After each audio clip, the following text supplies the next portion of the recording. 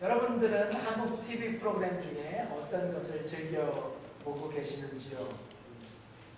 저희가 이 미국 땅에 살면서 여전히 한국 TV 프로그램을 접하게 됩니다. 몇 년 전까지만 해도 필라에서 가장 많이 눈에 띄었던 가게가 비디오 가게였는데 비디오 가게가 다 문을 닫게 되었어요. 그럼 이제 한국 분들이 비디오 가게가 없어서 한국 TV를 보지 않느냐? 아니죠. 예전에 비디오 가게에서 빌려볼 때보다 아마 더 많이, 더 다양한 한국 TV 프로그램을 보고 있는 게 사실입니다. 인터넷이나 인공위성의 발달로 인해서 이제는 한국이 거의 모든 채널을 볼 수 있다고 해도 과언이 아니지요. 여러분들도 다 한국 TV 보고 계시죠? 나는 아직도 미국 CNN만 보고 계신다는 분 계시지 않죠? 저는 우리 한국 사람들이 이민자나 유학생으로 살아가면서 한국 TV 프로그램을 보고 즐기는 것 매우 중요한 일이라고 생각합니다. 아주 중요하고 필요한 일이에요. 그럼 우리 교회 성도님들은 어떤 한국 프로그램을 보고 계신지요? 우리 청년들은 거의 다 청년들 거의 다가 한국의 무한도전 거의 빼놓지 않고 아니 어떤 경우는 보고 또 보고 그러더라고요. 청년들은 무한도전을 보고 아마 많은 분들은 저희 아내처럼 한국 드라마도 잘 보고 계시죠? 그죠? 한국에서 얼마 전에 끝난 미생이라는 드라마가 대박을 쳤다고 합니다. 제가 드라마를 전혀 보지 않기 때문에 잘 모르는데요. 한국의 만납교회 김병상 목사님은 아예 주일 설교에 미생에 대해서 아주 자세하게 얘기하는 걸 제가 들었어요. 많은 분들이 이 드라마를 재미있게 본 것 같아요. 제가 처음 이 제목을 들었을 때는 무슨 미생물에 대해서 연구하는 그런 프로그램인가 하는 생각이 들었어요. 그냥 웃자고 던진 말이에요. 그게 아니라 한국 회사원들의 일상을 드라마로 잘 표현했다고 합니다. 지금 이렇게 모르는 척하고 계시는데 다 보셨을 거라는 생각이 들어요. 저도 좋아하는 한국 TV 프로그램이 몇 개가 있습니다. 처음으로는 개콘, 제가 참 좋아하죠. 사실 개콘뿐 아니라 한국의 개그 프로그램을 제가 좋아합니다. 우차사라는 프로그램에서도 참 신선한 아이디어가 있는 코너들이 있습니다. 저희 수준 높은 개그 감각이 다 그냥 생긴 게 아니죠. 동의하지 않으시는 표정인데 이런 개그 프로그램들에서 좋은 영향을 받고 제가 설교에서도 종종 인용합니다. 지난주에도 그랬어요. 여러분들이 못 알아채시는 게 좀 안타까운 때가 있긴 하지만요. 또한 제가 아주 좋아하는 프로그램 중에 하나가 다큐 3일이라는 프로그램이 있습니다. 다큐 3일 혹시 아시는 분? 그러니까 어느 장소나 주제를 정해서 72시간 즉 3일 동안 카메라가 그곳의 모습을 있는 그대로 보여줍니다. 이 프로그램이 정말 좋은 것은 꾸미지 않고 전혀 각색 없이 있는 그대로 우리네 사람들의 사는 이야기를 잘 보여주고 있다는 데 있습니다. 참으로 좋은 프로그램이 아닐 수 없어요. 아마 드라마를 보는 시간보다는 훨씬 더 유익한 시간이라고 제가 그렇게 생각이 됩니다. 왜 작년 이맘때에는 자선 낭비에 대해서 이 프로그램에서 3일 내내 자선 낭비 사역의 모습을 있는 그대로 보여주었던 기억, 정말 구세군의 한 사람으로서도 감명 깊게 봤던 기억이 있습니다. 그런데요, 얼마 전에 제가 이 다큐 3일을 보면서 이걸 감동이라고 해야 할까요? 도전이라고 해야 할까요? 제 가슴을 멍 때리게 만들었던 주제가 있었는데 그게 바로 범어사의 72시간, 범어사의 3일이었어요. 범어사 하면 부산에서 아주 큰 절입니다. 해령장로님 부산 범어사, 금정구에 있다고 해요. 금정구 범어사 들어보셨는지 모르겠어요. 작년 한 해를 마감하면서 당신 행복하십니까? 라는 타이틀을 열고 TV 방송 카메라가 부산에 있는 범어사라는 절을 우리에게 보여줍니다. 제가 이 프로그램을 정말 눈을 떼지 못하고 봤어요.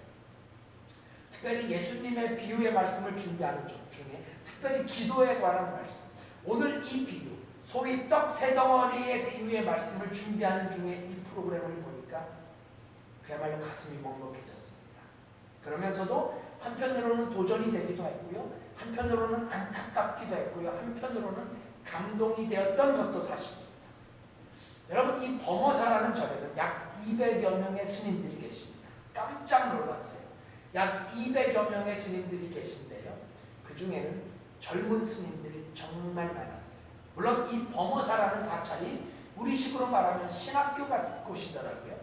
기독교의 신학교 같은 곳이니까 앞으로 스님이 되실 분들, 아니 이미 스님이 되신 분들이 4년을 공부하는 곳이라고 하는데요. 그 정말 젊은 스님들이 많았어요. 제가 한국에 있을 때만 해도 한국을 대표하는 종교하면 기천불 그랬어요. 이 기천불이 뭐예요? 기독교, 천주교, 불교. 이게 그 시절 수치로도 기독교가 가장 많았고 천주교, 불교 시대였는데 이미 기천불 시대는 가고 천기불 하더니 이제는 천불기. 그러니까 한국에 천주교가 가장 많고 그 다음 불교 뒤에 이제 기독교라고 하는 통계가 벌써부터 나와 있는데요. 이 프로그램을 보니까 이해가 가더라고요. 이제 막 20대를 넘긴 스님들이 정말 많았어요.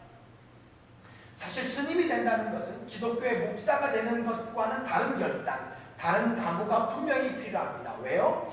소위 불교에서 말하는 속세를 떠난다는 차원에서 볼 때 불교의 스님이 된다는 결정은 쉽게 아무나 할 수 없는 것이 분명하기 때문에, 그래서인지 인터뷰 중에도 여전히 떠나온 속세, 특히 가족을 걱정하고 있는 젊은 스님의 눈물을 참지 못하는 모습이 제 가슴을 먹먹하게 했던 게 사실입니다.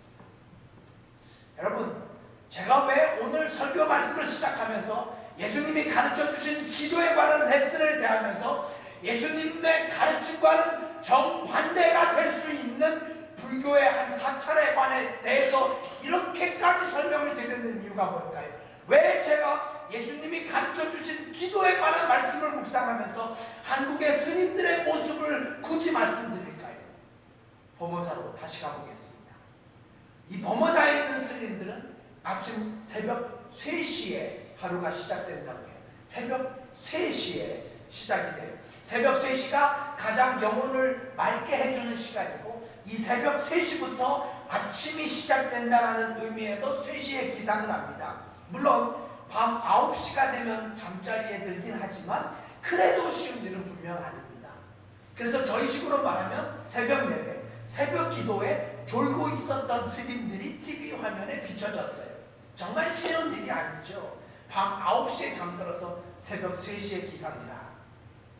보통 절이라는 게 TV나 컴퓨터, 휴대전화 같은 것이 전혀 없다 보니까 정말 TV 없이 살고 컴퓨터 없이 살고 더군다나 이 셀폰 없이 산다.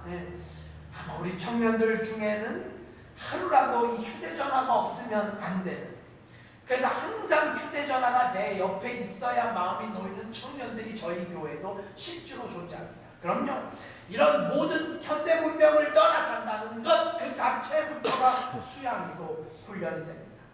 저도 한국에 있을 때 한참 그 기도의 그 열풍을 일으켰던 트레스디아스라는 기도운동에 참여했을 때요. 그곳에 이제 제가 일주일간 참여했었는데 휴대전화랑 삐삐 다 회수하고 참여를 했던 기억이 있었어요. 제가 2개를 다 차고 다녔었거든요. 휴대전화 삐삐. 제가 이제 한국에서 찬양 사역도 하고 사역을 많이 하고 있었을 때였기 때문에 처음 경험하는 거였어요. 휴대전화를 놓고 삐삐를 놓고. 쉽지 않았던 기억이 있습니다. 제가 이 프로그램을 보면서 정말 스님들 대단하다.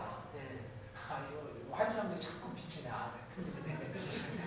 스님들 정말 대단하다. 이미 그런 삶을 선택한 것이 불교의 스님이라는 걸 잘 알고 있었지만 실제로 보니까요, 정말 존경하는 마음이 들었던 게 솔직한 제 심정이에요. 왜냐하면 저는 저녁 9시에 잠들 수도 없고 더군다나 새벽 3시에는 일어날 수도 없기 때문이에요. 새벽 3시까지는 얼마든지 깨어있을 수 있지만요, 어제도 설교를 다 마치고 연습을 끝내고 한 번 더 원고를 보고 시계를 보니까 새벽 3시 26분이었어요. 자, 새벽 3시까지는 뭐 깰 수 있지만 우리 남자님도 마찬가지일 거예요. 새벽 3시 하루를 시작한다는 것 엄두도 나지 않는 일이 분명합니다. 이런 수양을 하는 분들이 제게는 정말 큰 감동과 도전을 주었던 게 사실입니다. 그리고 저를 정말 놀라게 했던 것은요, 이번에 제가 처음 알았는데 이 범호사라는 절, 뭐 다른 절에서는 하는지 모르겠어요. 겨울이 되면 3개월 동안 자기 수양을 위해서 그 소위 동안거에 들어간다고 해요. 동안거.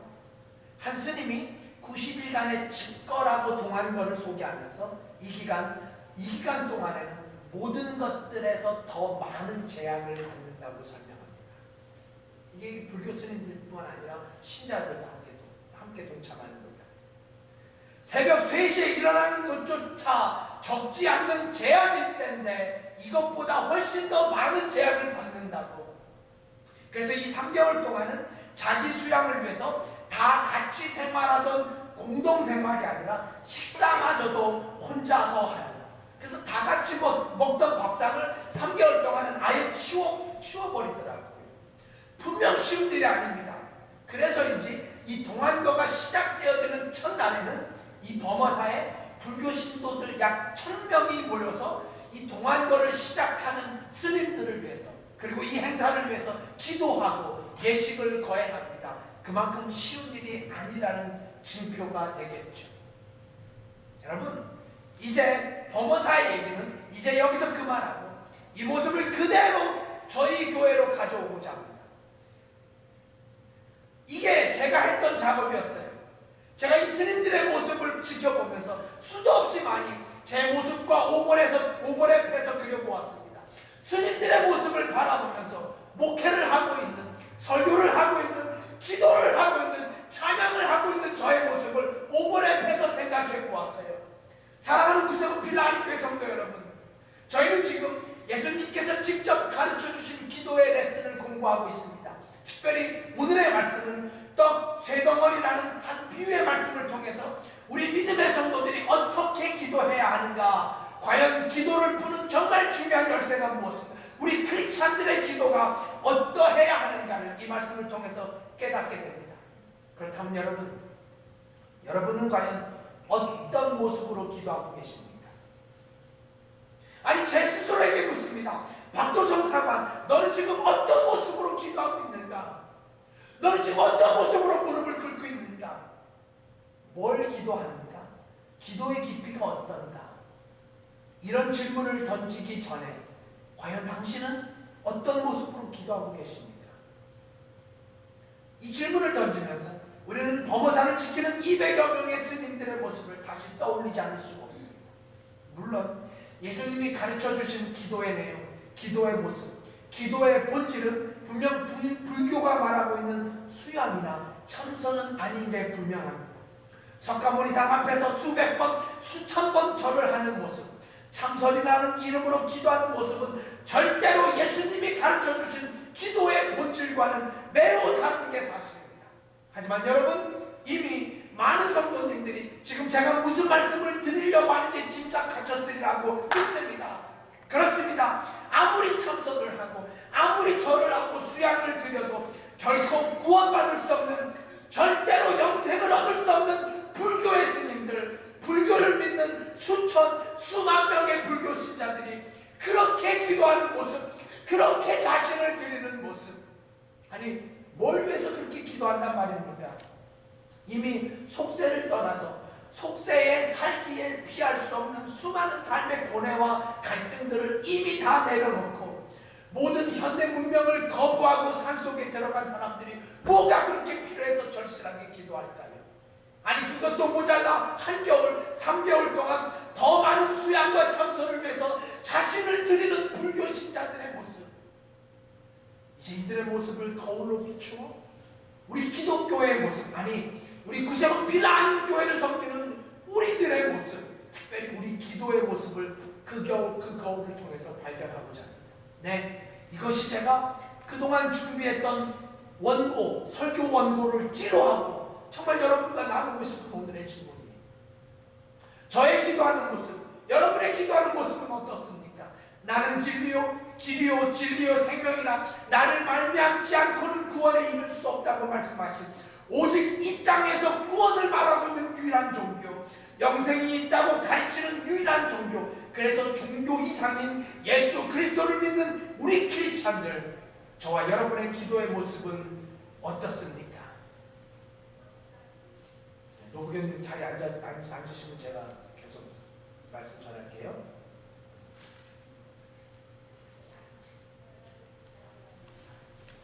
문 좀 닫아주시고. 제가 설교를 준비했던 설교 원고를 뒤로 하고 캠프장에서, 그래서 어제 새벽까지. 여러분, 제가 여러 번 말씀을 드린 적이 있어요. 우리가 이단의 열심을 배워야 한다. 여러 번 말씀드렸어요.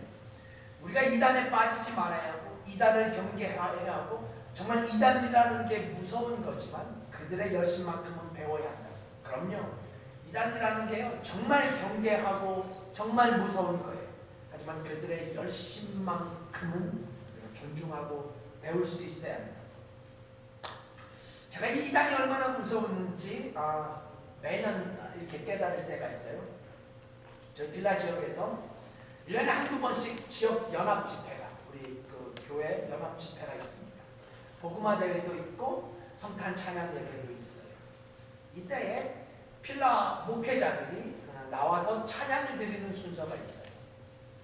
제가 지금 매년 그 지휘를 맡고 있는데요. 처음에는 목회자들 순서인데 목사님들 나오라고 했는데 잘 안 나오는 거예요.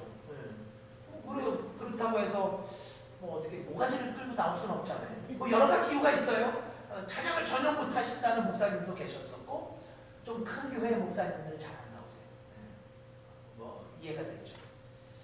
자, 몇 년 전부터 이렇게 목사님들을 부릅니다. 필라 지역에서 여호와의 증인, 신천지, 왕국회관, 이단에 빠지지 않은 목사님들만 나오시라. 다 나오세요. 영생교회, 안디옥교회, 누군지 다 아시죠? 네. 아무리 큰 목사님들도 하나같이 다 나오세요. 정말 찬양을 잘 못하시는 목사님이 그래요. 박사관님이 앉아있는 목사님은 다 이단이라고 해서 정말 어쩔 수 없이 나온다. 이단이라는 게 이만큼 힘이 있는 거지요. 이단이라는 게 이만큼 무서운 거지요. 지금 한국에서도, 미국, 특별히 뉴욕의 그 한국교회에서는 신천지가 그야말로 신천지 세상을 만났다고 합니다. 그럼요, 이단이라는 건 아마 우리 원로 단장님, 이게 아마 신천지에 대해서는 한국에 계신 분들이 훨씬 더 잘 이게 느끼실 거예요. 정말 우리가 경계하고 주의하고 조심하고 또 조심해야 합니다.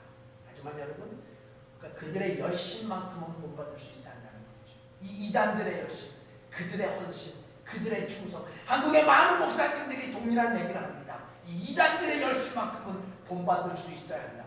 그럼요, 그렇습니다. 누가 이 말에 아니라고 말할 수 있겠습니까?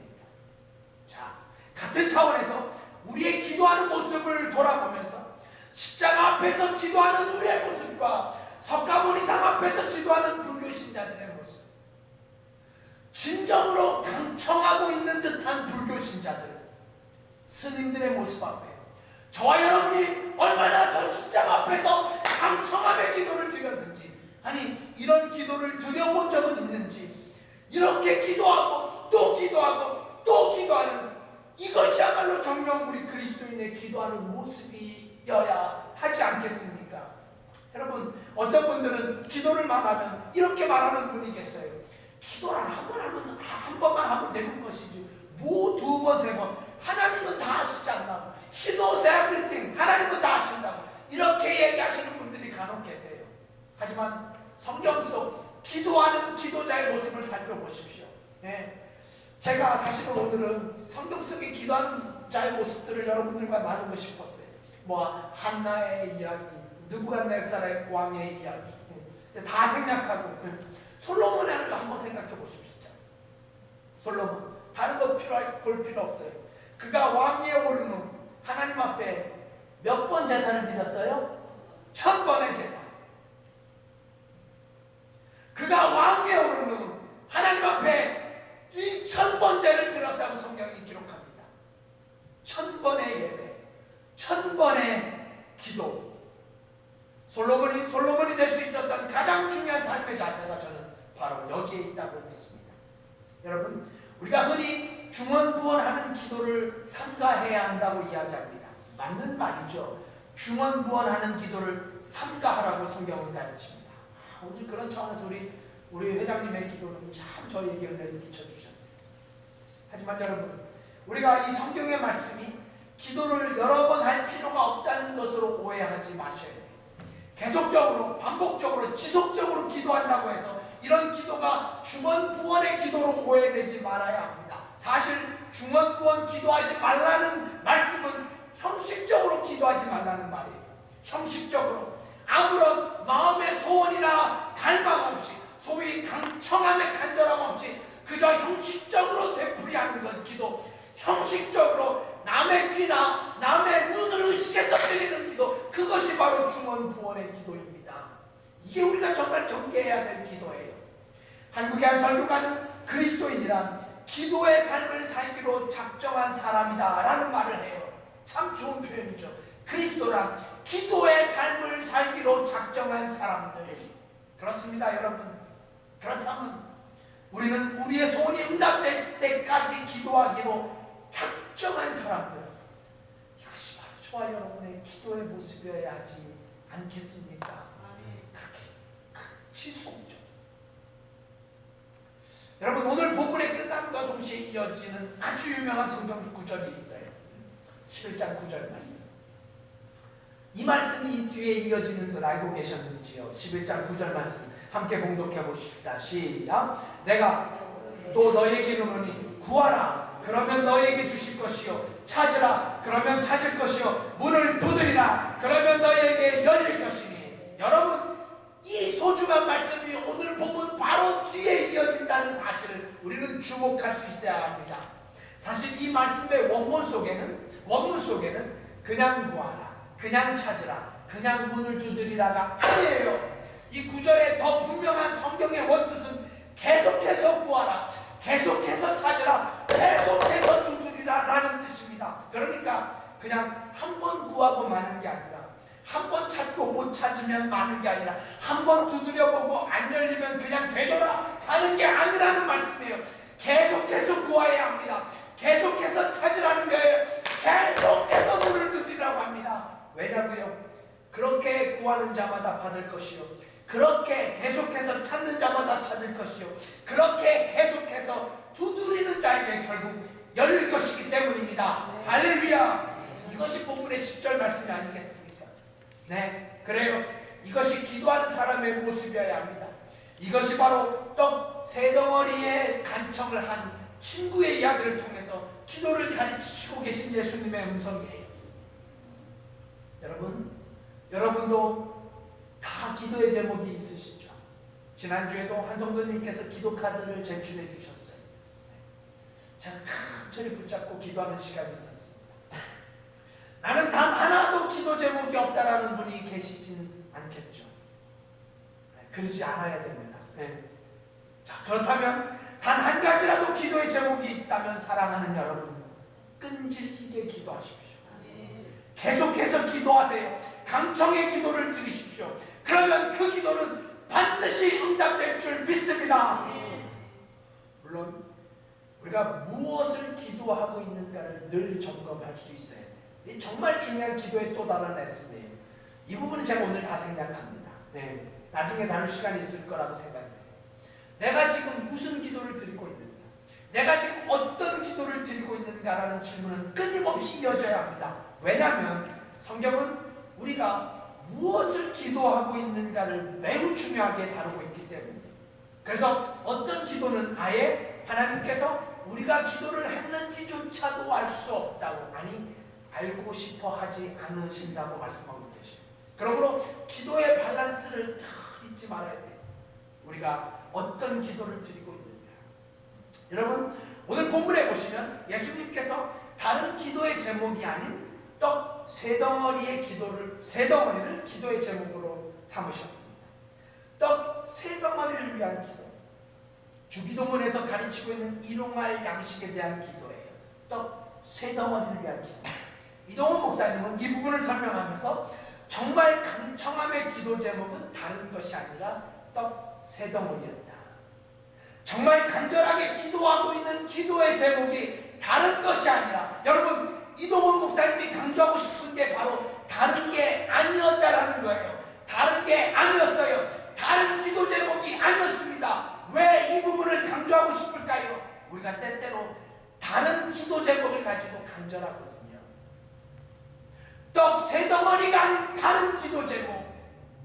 무슨 말씀인지 이해가 가시나요?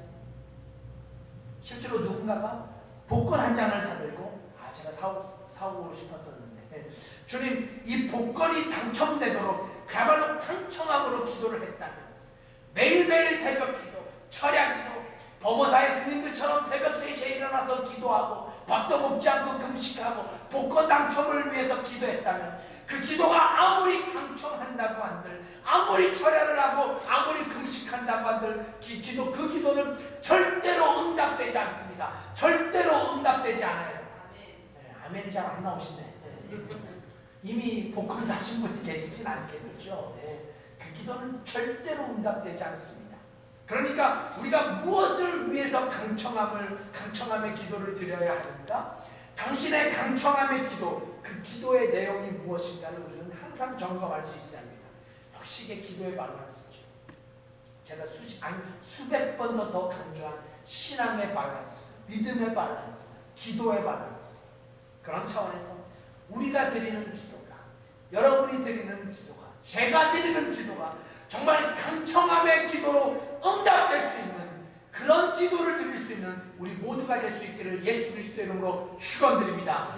자, 이제 한 가지만 더 말씀드리고 싶어요. 기도의 방법. 저는 지금까지 우리가 지속적으로 끈질기게 계속해서 기도해야 함을 강조드렸습니다. 저는 이와 더불어 반드시 기도자에게 있어야 할 모습을 하나 더 추가하고 싶어요. 그것은 바로 믿고 기도해야 한다는 사실. 믿고 기도해야 합니다. 왜냐하면 아무리 끈질기게 기도해도, 아무리 계속적으로 기도한다고 해도 그 기도 가운데 믿음이 없다면, 그 기도자의 마음속에 하나님을 신뢰하는 믿음이 없다면 이것이야말로 죽은 믿음이요 죽은 기도이기 때문입니다. 본문의 5절 함께 봉독해 보십시다. 5절. 지난주에 우리가 봉독했기 때문에 많이 봉독하지 않았는데 5절 함께 했습니다. 시작. 또 이르시되 너희 중에 누가 덫이 있는데 밤중에 그에게 가서 말하기를 덫이여 떡 세 덩이를 내게 빌리라. 여러분, 우리는 이 비유의 말씀에 주인공으로 등장하는 인물이 주인의 덫이었다는 사실을 주목할 필요가 있어요. 왜냐하면 덫이었기 때문에, 친구였기 때문에 이런 용기가 생길 수 있었기 때문이에요. 자, 무슨 말씀이냐면요, 오늘 본문의 사건은 밤중에 일어난 사건입니다. 그렇죠, 밤중. 아마 자정이 훨씬 넘은 시간이었다고 우리가 추측할 수 있을 거예요. 왜냐하면 문이 다 닫혀 있었습니다. 모든 가족이 잠들어 있는 시간, 모두 닫혀 있어요. 가게 문도 닫혀 있었죠. 식당 문도, 이 집 저 집 모든 문이 닫혀 있었어요. 이미 가족들은 잠들었었어요. 그러니까 자정도 훨씬 넘은 시간이었을 것게 분명합니다. 깊고 깊은 밤이었어요. 하지만 그럼에도 불구하고 또 새 덩어리를 간청하고자 하는 버택에는 믿음이 있었어요. 이게 중요하죠. 이 늦은 밤 시간임에도 불구하고 나의 강청을 들어줄 거라는 믿음이 있었어요. 왜요? 그게 바로 친구였기 때문입니다. 덫이었기 때문에. 그래서 무례함과 신뢰를 무릅쓰고 밤중에 찾아가서 이렇게 부탁할 수 있는 용기가 생겼던 것이죠. 내가 부탁하면 그 친구가 분명히 들어줄 거야. 비록 이렇게 늦은 밤이지만 나는 그 집에 가서 이렇게 말할 수 있어. 여기서 다시 부산 사투리가 필요한데, 친구야, 내 들어간대. 그렇습니다. 예수님은 오늘 이 말씀을 통해서 그분과 우리와의 관계를 이렇게 정리하고 싶으셨던 것 같아요. 나는 너희들의 친구다. 그러니까 어려워하지 말고 내게로 와서 부탁해. 나는 너의 덫이야. 내가 너의 소원을 들어줄게. 우리가 오늘 불렀던 찬송의 가사, 주와 나와 함께 동행을 하면서 나를 친구 삼으셨네. 우리 서로 받은 그 기쁨은 알 사람이 없도다. 네. 분명 떡 세 덩어리를 강청한 그 사람을 굳이 벗이라고, 친구라고 이름한 주님의 심정, 주님 스스로 죄인인 우리들에게 다가오셔서 친구라고 말씀하시는 그분의 마음. 제가 이 부분을 묵상하면서 정말 조금은 이 하나님의 심정이 이해간다고 할까요? 제가 저희 교회 청년들과 지낼 때, 특별히 청년들과 놀 때면 제가 정말 청년같이 놉니다. 뭐 윷놀이 할 때, 게임할 때, 뭐 20년 차이도 더 나는 청년들이 있지만 제가 20대처럼 놀려고 합니다. 왜냐하면 제가 우리 교회 청년들에게 친구가 되고픈 마음, 실제로 진심으로 그런 마음입니다. 진심으로 그래요. 그래서 제가 청년들과 함께 지낼 때면, 특별히 그들과 놀 때면 제가 마음과 뜻과 정성을 다해서 놉니다. 정성을 다해서. 물론 부작용이 있기도 해요. 제가 이렇게 그렇게 함께 지내다 보니까 청년들이 때론 이게 담임사관이랑 함께 있는 건지 이게 목회자랑 함께 있는 건지 헷갈릴 때가 있는 것 같아요. 하지만 제가 우리 회장님이나 총무님, 우리 전도사님의 인격을 믿고 제가 앞으로도 계속 그렇게 청년들과 지내고 싶은데, 이제는 전도사님이 저를 껴줄지 모르겠어요. 네, 제가 우리 교회 청년을 생각하면서 이게 어쩌면 지금 예수님께서 말씀하고 계신 친구라, 주님 스스로 우리들에게 친구라고 말씀하시는 그 의도가 아니었겠는가. 정말 친구로 다가오시고 싶으시는 하나님의 마음. 하지만 여러분, 우리는 여기서 오늘 본문의 교훈을 마치는 실수를 범하지 말아야 합니다. 무슨 말씀이냐면요, 이 친구의 관계는 이제 한 단계 더 업그레이드 되기 때문에 13절 확인해 보십시다. 13절, 오늘 본문은 아니지만 함께 봉독하면 좋겠어요. 13절 함께 읽어요. 시작. 너희가 악할지라도 좋은 것을 자식에게 줄 줄 알거든 하물며 너희 천부께서 구하는 자에게 성령을 주시지 않겠느냐 하시니라. 아멘. 여러분 잘 들어주세요. 이제 이 친구와의 관계가 부자와의 관계로 넘어가는 순간, 네, 저는 분명 왜 예수님께서 이런 말씀을 하시는지 이해가 될 것 같아요. 분명 주님은 우리에게 친구가 되어주시는 분입니다. 하지만 주님은 우리의 친구 이상인 우리의 아버지가 되신다는 사실을 우리는 이 구절에서 다시 한번 상기하게 됩니다. 여러분, 자녀의 모습을 이제 생각해 볼 필요가 있겠죠. 여러분은 친구가 부탁한 것을 더 잘 들으시나요? 아니면 자녀의 부탁을 더 잘 들으십니까? 질문 자체가 우습지 않습니까? 네, 이것이 주님이 우리에게 전하는 메시지예요. 깊고 깊은 밤 떡 세 덩어리를 얻기 위해 문을 두드렸던 친구의 믿음, 분명 이 친구에는 믿음이 있었습니다. 하지만 이 친구가 만약 아들이었다면, 이 떡 세 덩어리를 부탁하는 것이 딸이었다면 이들은 밤이 늦었다고 걱정할 필요가 없지요. 엄마 아빠가 잠들었다고 걱정할 필요가 없습니다. 그냥 엄마 아빠가 줄 거라는 믿음만 있으면 되는 것 아니겠어요? 그렇습니다. 주님이 기도를 배우고픈 제자들에게, 그리고 지금의 모든 성도들에게 이런 마음이 필요하다고 말씀하세요. 기도할 때 반드시 이런 믿음이 필요하다고. 여러분, 오늘 본문을 이렇게 해석하지 말으셔야 합니다. 나는 평소에 기도하지 않으면서 위기가 생기고 문제가 생기고 이럴 때만 기도하는 게 얌체 같아서 아예 기도를 안 한다. 그렇다면 하지 마십시오. 그렇게 기도하면 점점 더 당신의 기도는 비참하게 될 거예요. 하지만 사랑하는 구세군필 안 교수님들은 그럴 때라도 제발 기도하십시오. 그럴 때라도 기도하세요. 정말 중요한 것은 믿음입니다. 믿음. 얼마나 우리가 이 믿음에 근거한 기도를 하고 있는가, 얼마나 우리가 믿고 주님 앞에 나아가고 있는가. 떡 세 덩어리를 위한 기도이건 쌀 세 가마니를 위한 기도이건, 정말 중요한 것은 우리가 기도하는 우리가 얼마나 살아계신 하나님을 믿고 신뢰하고 있는가. 여러분 정말 잘 들어주셔야 합니다. 우리가 무슨 자격이 있어서 혹은 뭔가를 요청할 만한 대단한 일을 해서 요청하는 게 아니죠. 자녀라는 이유만으로도 부모는 그 자녀의 요청을 저버릴 수가 없잖아요. 그래요. 그래서 이 자식과 부모와의 관계는 분명 친구와의 관계보다 훨씬 더 깊은 믿음, 훨씬 더 강력한 믿음의 관계가 되는 것이죠. 이런 믿음의 관계가 바로 주님과 우리와의 관계가 된다는 말씀입니다. 자, 이제 오늘의 말씀의 결론을 내리고자 합니다. 저는 이 말씀의 결론으로 이렇게 여러분에게 묻고 싶습니다. 도대체 기도한다는 것은 무엇입니까? 도대체 기도한다는 게 뭔가요? 이 질문의 해답으로 성 테레사 수녀의 이야기를 전하고 싶어요. 그의 이야기입니다. 기도란 하나님으로 내 마음을 가득 채우는 것입니다. 아멘이죠. 얼마나 아름답고 멋진 표현이에요. 기도란 하나님으로 내 마음을 가득 채우는 것.